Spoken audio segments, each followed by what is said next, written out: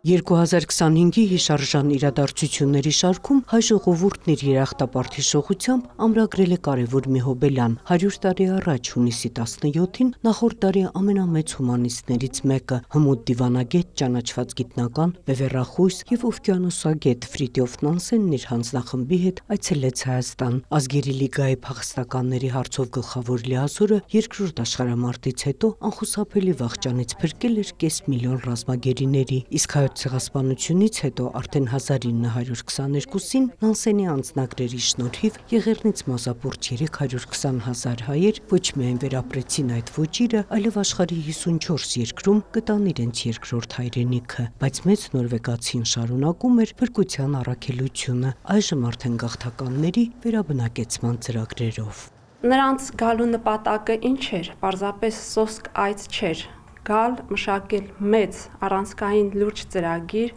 որպեսզի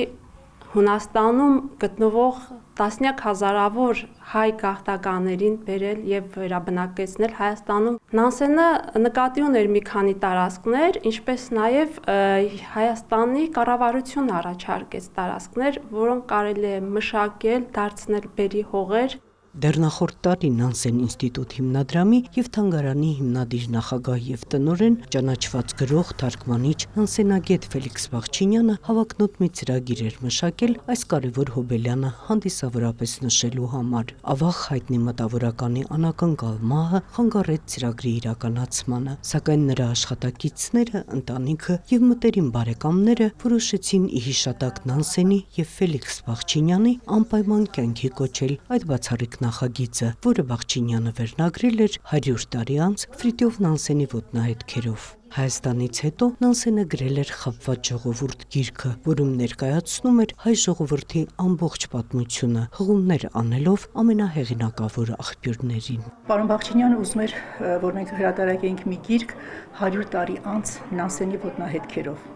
եւ այնտեղից այն հատվածից, որտեղ որ ոտքեր դրել Հայաստանի Հանրապետության հողի վրա, մենք պիտի ուսումնասիրեինք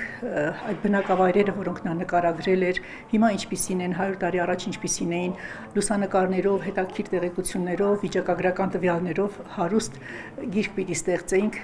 Գիրքը ստեղծման ընթացքի մեջ է։ Ֆելիքս Բաղչինյանի ծրագիրը նախատեսում էր Նանսենի աշխատությունների 10 հատորյակի եւ 100 տարի անց Ֆրիդյոֆ Նանսենի ոտնահետքերով գրքի հրատարակություն, Ֆրիդյոֆ Նանսենը Հայաստանում փաստագրական ֆիլմի նկարահանում, Նանսենի այցին նվիրված 2 համահայկական եւ միջազգային գիտաժողովների անցկացում, հոբելյանական ցուցահանդեսի, հայ-վրացական եւ հայ-հունական համատեղ միջոցառումների կազմակերպում, ինչպես նաեւ հոբելյանական տարվա եզրափակիչ հանդիսություն Առնո Բաբաջանյան համերգասրահում։ Ծրագրի իրականացման ընթացքում անակնկալ առաջարկներ են ստանում նաեւ այլ երկրներից։ Վերջերս մեզ հետ կապ հաստատեց ռուսական Paulsen հրատարակչության խմբագիրը